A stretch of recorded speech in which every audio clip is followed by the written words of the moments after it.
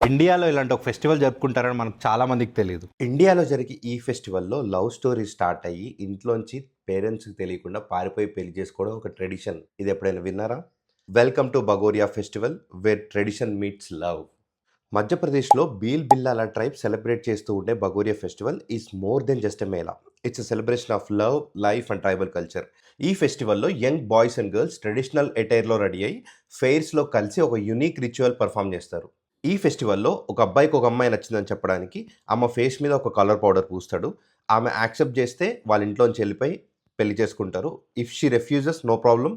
They continue celebrating the festival happily. Apart from this tribal dance, folk music and delicious food Bhagoria ఫెస్టివల్‌ని ఒక energetic సెలబ్రేషన్‌లా చేస్తాయి.